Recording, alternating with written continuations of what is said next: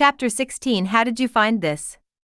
Smith left alone, and although they had known each other for a short time, Russell recognized him as a pure man. Reaching out to unrelated babies, going through fire and water for a beloved woman, you couldn't ask this man to do better. For Smith's request, Russell swears in his heart that no matter what, he will return Quintana and the baby to each other intact.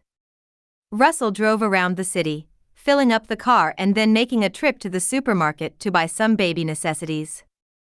Smith, a poor bastard, didn't even have money to buy diapers for babies, and even his weapons and ammunition were collected from dead bodies. Is this poor guy really a killer? Where should we go next? Quintana was a little uneasy, thinking about Smith. Russell comforted, anywhere, if you are tired, just sleep first, maybe when you wake up, Smith will be back. But we're so aimless, can Smith find us? Quintana changed the baby's diaper, picked it up and kissed it. Of course, he is a professional after all. Russell paused as he spoke, thinking about the unreliable cross, and choked for a while. Quintana noticed Russell's pause and questioned, "Are you sure?" Russell shrugged, "Just kidding, I left him a phone number before, and he will call me." The situation on Smith's side was not very good, and the seriousness of the situation exceeded his expectations. After parting with Russell, he was quickly pursued by the Humorous Arms Company. The short leader was extremely obsessed with him. This group of people caused Smith a lot of trouble, but it was only trouble. He successfully got rid of the group and contacted Congressman Rutledge. The congressman agreed to interview Smith, and the two sides met on the plane. The congressman's condition was not very good. He was seriously ill and was about to burp. The baby in Smith's hand was his only life-saving straw. If this is the end of the matter, then there will be nothing left for Smith, and everyone will be happy to hand the baby to the MP. It's a pity that Congressman Rutledge is a politician, and he is ahead of all the Democratic candidates in the presidential race.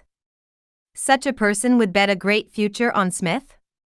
The answer is of course impossible. Congressman Rutledge believed more in his political skills.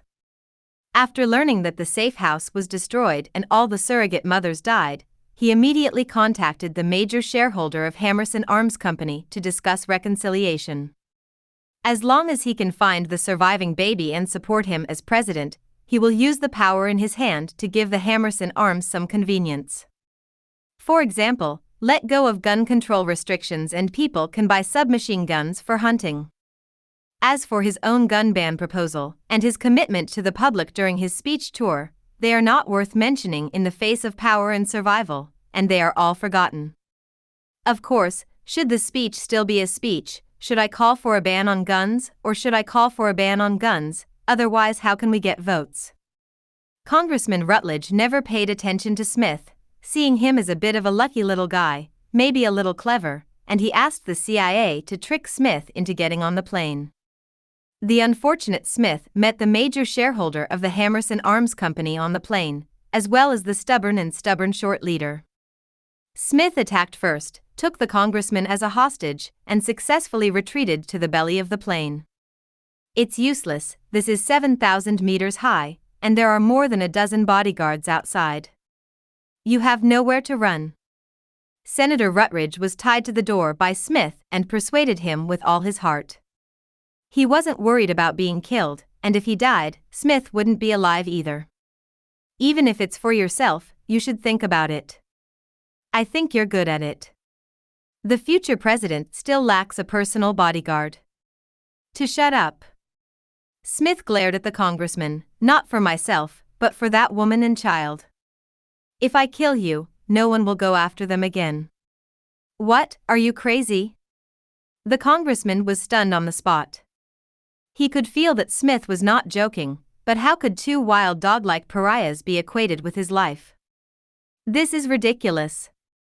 I'm not crazy. Smith pointed a gun at the congressman's head. Your death will cause public outrage, and your proposal to ban guns will be supported by angry people. Congress will pass your bill, and your last wish will be fulfilled. After hearing this, Congressman Rutledge felt bad. He felt that Smith probably misunderstood the American empire. The so-called ban on guns is just a slogan, a rhetoric made by presidential candidates to fool the people into voting. There are too many capitalists in this country who rely on weapons to make money, so it is impossible to ban guns. Everyone just laughs. Looking at the dark muzzle, the congressman felt that if he didn't say anything, he would never have to speak again. As an excellent politician, Senator Rutledge believes in his eloquence, and was trained by the CIA on how to deal with kidnapping. He analyzed Smith's thinking pattern and put on an official expression during his speech. Shoot. I hope my death can restore some dignity to this country. The people need a safe living environment, and my death is a stepping stone to overthrow the rampant gun violence. Congressman Rutledge's body was shocked, and he looked like he was going to die, and he was quite heroic. In fact, he was proud that Smith was just a gangster at the bottom of the society, and he would definitely be convinced by his uprightness.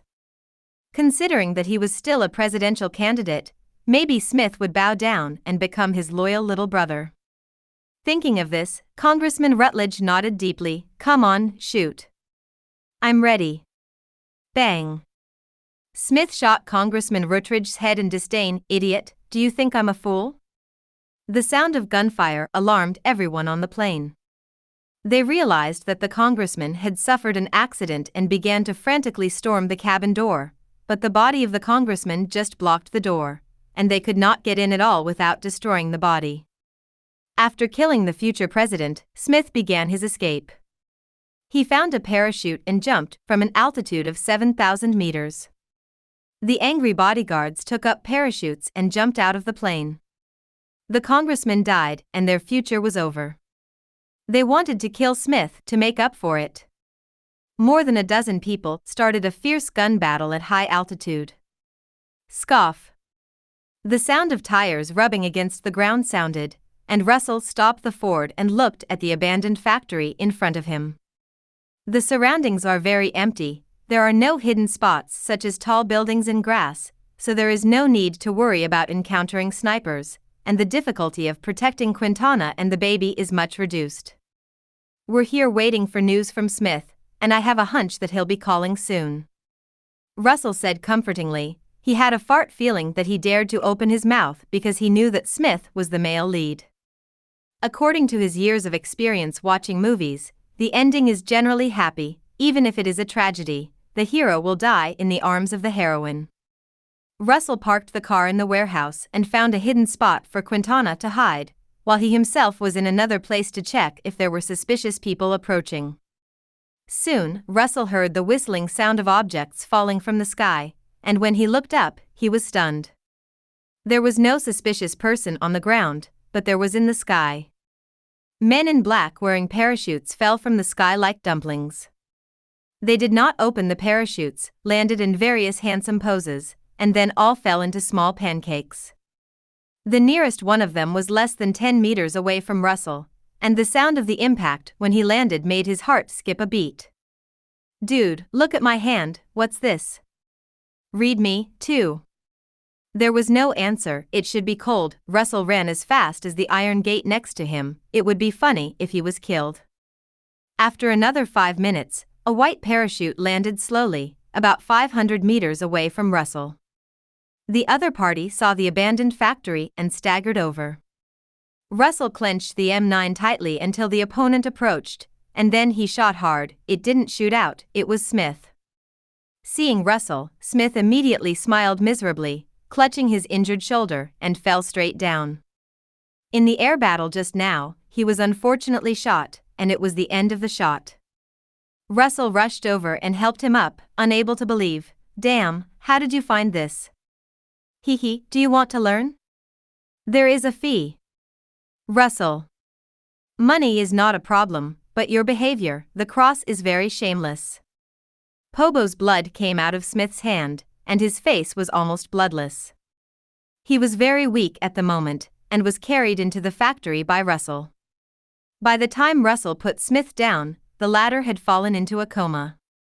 Russell checked and Smith was shot in the right arm. Fortunately, the bullet didn't hit the bone, but the scrape took away a piece of flesh. However, if the bleeding is not stopped in time, Smith will still die. Russell only had a blood-sucking bandage on his hand, which was of no use.